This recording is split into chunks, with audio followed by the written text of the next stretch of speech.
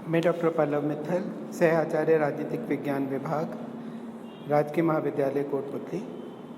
अपने लेक्चर में मैं आज मार्क्स ने जो पूंजीवादी व्यवस्था का विश्लेषण किया है उसके ऊपर चर्चा करूंगा।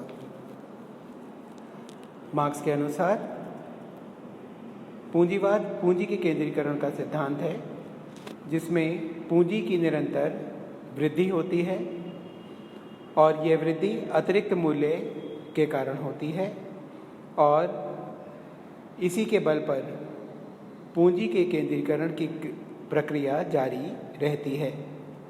बाजार में प्रतियोगिता बढ़ती है। बड़े उद्योग में उत्पादन की लागत छोटे उद्योगों से कम आती है, जिसके कारण छोटे या मध्यम श्रेणी के जो पूंजीपति हैं वो बाजार से बाहर हो जाते हैं और पूंजी केवल गिने चुने हाथों में केंद्रीकृत हो जाती है। इस वजह से जो मजदूर या श्रमिक वर्ग है उसकी गरीबी या निर्धनता बढ़ती जाती है, उसका कष्ट और शोषण भी बढ़ता जाता है। उद्योगों का जो नवीनीकरण होता है उसमें मानव श्रम का स्थान मशीनें लेने लगती हैं और इसका परिणाम ये होता है कि बेकारी बढ़ने लगती है, जिस वजह से मजदूरों का और अधिक शोषण होता है। उनकी स्थिति असंतोषजनक हो जाती है और उनका असंतोष एक उग्र रूप धारण कर लेता है। पूंजीवादी व्यवस्था में मार्क्स का मानना है कि आर्थिक संकटों की पुनरावृत्ति निश्चित है, क्योंकि पूंजीवाद की प्रकृति ही कुछ ऐसी है। पूंजीवाद अति या कम उत्पादन अर्थात ओवर या अंडर प्रोडक्शन से प्रभावित होता है, जिससे उत्पन्न संकटों के सभी दुष्परिणाम केवल श्रमिक वर्ग को ही भुगतने पड़ते हैं। मार्क्स का मानना है कि इस कारण पूंजीवाद का अंत निश्चित है, क्योंकि सामाजिक विकास के जिन नियमों के अनुसार दास अवस्था सामंतवादी व्यवस्था का अंत हुआ है, उसी के अनुसार पूंजीवाद का अंत भी निश्चित है। पूंजीवाद में उद्योगों का स्थानीकरण होगा। पूंजीपतियों के द्वारा वस्तुओं का बाजार में बेचने का जो क्रम है वो बढ़ता जाएगा। पूंजीवाद स्वयं आर्थिक संकटों के कारण उसके दुष्परिणामों का सामना करेगा,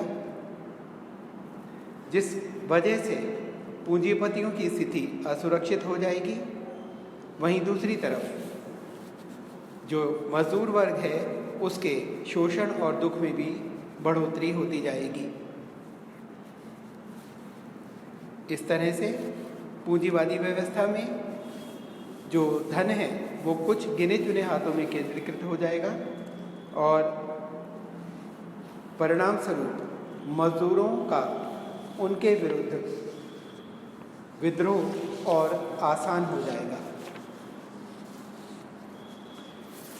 मार्क्स ने जो पूंजीवादी व्यवस्था का विश्लेषण प्रस्तुत किया है वो पूरी तरह से सटीक नहीं बैठता, क्योंकि मार्क्स अपने विश्लेषण में कहता है कि पूंजीवाद के विकास के परिणाम स्वरूप मजदूरों में निर्धनता या गरीबी बढ़ती जाएगी, उनके कष्ट बढ़ते जाएंगे। जबकि वास्तविकता ये है कि मार्क्स स्वयं भूल गया कि पूंजीवाद में भी सुधार की संभावना है। ज़्यादातर विकसित देशों में श्रमिकों की अवस्था को देखते हुए श्रमिक सुधार कानून पारित किए गए, जहां न्यूनतम वेतन, बेरोजगारी भत्ता आदि की व्यवस्था की गई, जिससे उनकी स्थिति में सुधार होना शुरू हुआ और दो वर्गों के बीच जो विद्वेष की स्थिति की कल्पना मार्क्स ने की थी वो दशा उत्पन्न नहीं हुई। मार्क्स ने अपने पूंजीवाद के चिंतन में ये भी भविष्यवाणी की थी कि पूंजीवाद और औद्योगिकरण के कारण श्रमिक वर्ग की संख्या लगातार बढ़ती जाएगी और उन्हें परस्पर संगठित होने में आसानी होगी। परंतु यह कथन भी सही नहीं हुआ, क्योंकि बढ़ोतरी मजदूर वर्ग की नहीं हुई, अपितु मध्यम वर्ग की संख्या और महत्व लगातार बढ़ता चला गया। मार्क्स अपने विश्लेषण में बार बार आर्थिक संकट की पुनरावृत्ति की बात करता है। हालांकि इतिहास इस बात का साक्षी है कि 1929-30 के पश्चात कोई भी